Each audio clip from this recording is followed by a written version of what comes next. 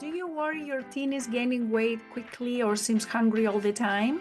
Are you afraid this could lead to prediabetes or diabetes later in life? That's why I created the Healthy Weight Starts with Healthy Habits, a 7-day hormone reset program for teens. In just 7 days, teens begin to understand their hunger signals, learn how to build meals that keep them full longer, improve their sleep habits, and feel more confident making healthy choices. Instead of guessing what to do, your teen will have a clear starting point and simple habits that support their metabolism and long-term health. You can learn more at lifestyleforteens.com/reset.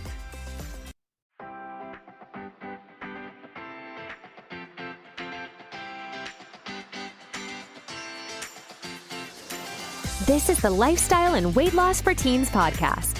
If you're a mom and want to help your child who is struggling to lose weight, you are in the right place. If you are looking for healthy lifestyle tips, Dr. Gourgari is here to help you understand the science around safe weight loss in teens and children. Because what works for adult weight loss is not always the best for children. This podcast is for educational purposes only. Dr. Gourgari does not provide medical, psychological, or nutrition therapy advice. You should not use this information to diagnose or treat any health problems without consulting your own medical practitioner. And now, your host, Dr. Jenny Gourgari. Hello, welcome to another episode of the Lifestyle and Weight Loss for Teens podcast. This is Dr. Jenny Gourgari, and on today's episode, I'm talking about breakfast options. I know I've talked about it before in previous episodes. You can go and listen to episode 35, where I talked about skipping breakfast and student weight gain, and also episode 41, where I compared two different options of breakfast, which is oatmeal versus cornflakes. Now, in this particular episode, I will focus on high protein breakfast versus low protein breakfast versus no breakfast at all. And you know me, I'm like a big proponent of having protein, not only for breakfast, but for breakfast, lunch, and dinner, which is why I have as a bonus 2 weeks recipes of high protein breakfast, high protein lunch, and high protein dinner in my mini reset lift program. You can go and find that on lifestyleforteens.com/reset. But to my point is, on this episode, is a high protein breakfast better than a low protein breakfast? Is high protein breakfast better than no breakfast at all? And particularly when we're talking about teenagers. There have been other studies that have been done in adults, but I found this great study that I wanted to share with you today, and it was done in teenagers. The actual title of the manuscript, I always like to mention and give credit to the researchers. The title of the manuscript is "A High Protein Breakfast Prevents Body Fat Gain Through Reductions in Daily Intake and Hunger in Breakfast Skipping Adolescents." This was published in the Journal of Obesity. It was published by Heather Lady and her group. What the researchers did is, and there were a total of 57 teenagers, a third of them was having a high protein breakfast. The other group had protein breakfast, like around 15 grams of breakfast. The high protein had 35 grams of protein. Then there was this group of teenagers that were completely skipping breakfast. And so what they did is they followed these teenagers for about 12 weeks, about 3 months. And then after this, they were comparing what were the changes in terms of their weight, in terms of their body mass index. Now, if you don't know what BMI is, you can go and listen to episode 1, where I talk about what is a healthy BMI for a teenager and how much weight does a teenager needs to lose to be in a healthy weight.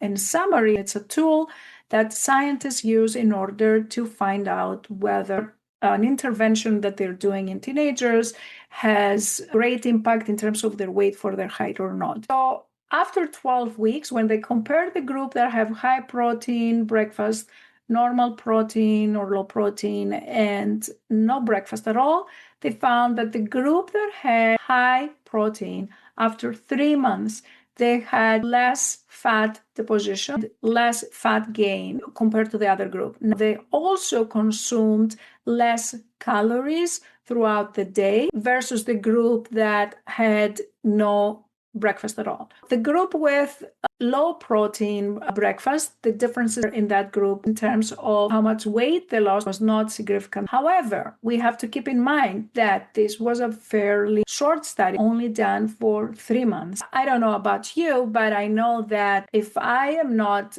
feeling hungry and I am feeling satisfied, I'm not picking up for constant snacks all the time, I'm not adding any fat in my body, that is a very great improvement.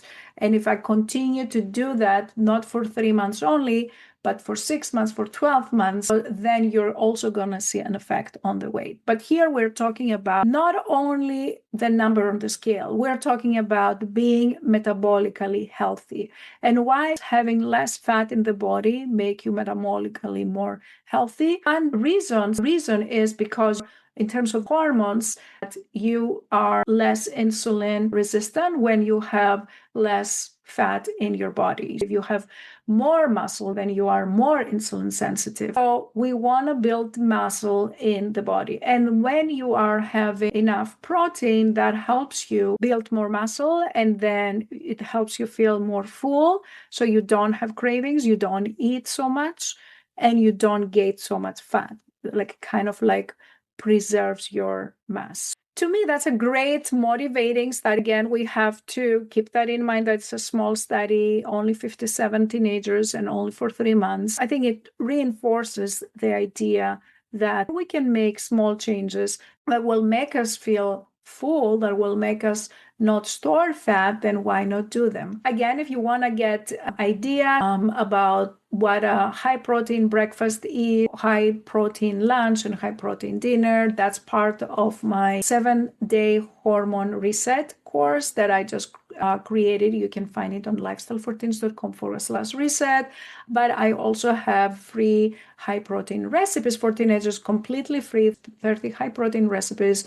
You can find it at lifestyle14s.com/recipes. Another thing I wanted to mention is that when we are talking about a high protein breakfast, that doesn't mean that in order for this to be effective, that we would have to have the same high protein breakfast every day. There are many different variations of high protein breakfast, and I understand that 35 grams of protein is quite a bit of protein. It's not easy to get it in, right? It doesn't even, if you cannot have that every day, even if you have it, let's say 3 times per week or 4 times a week, that is still an important change. That still counts. So, do small changes that can have huge results if you do them consistently over time.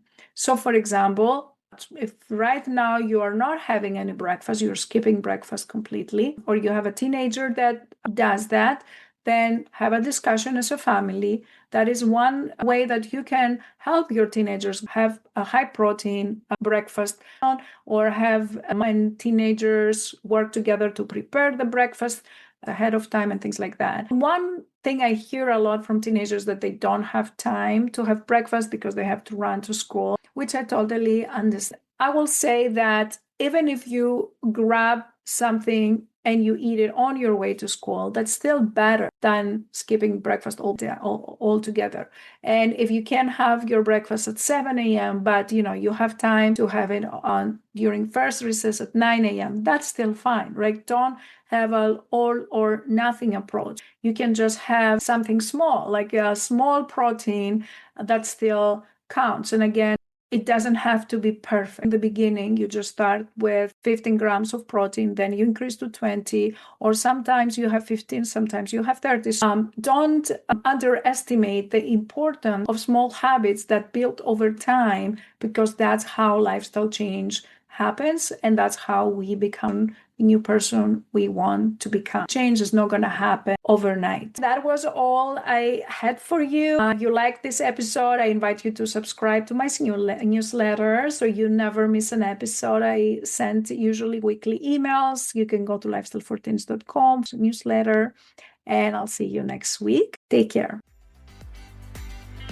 If you enjoyed listening to this podcast, I invite you to come check out the LIFT program.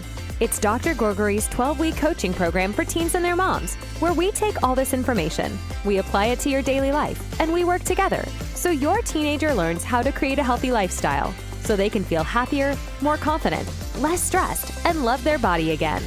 Visit the website at lifestyleforteens.com and click on the Work With Me and free resources to learn more about this program and get free help to start this journey right away.